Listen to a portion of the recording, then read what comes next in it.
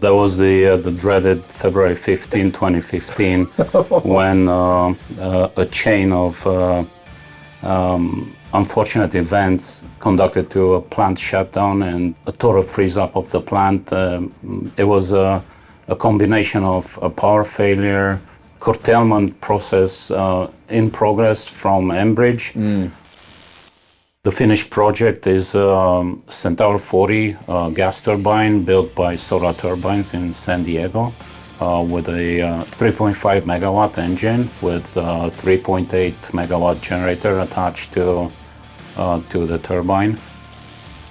The main driver all these years was to maximize the savings. Knowing the numbers behind the project, I pushed all the time to keep the plant running on island mode.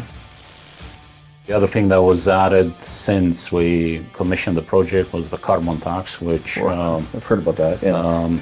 hurts the payback.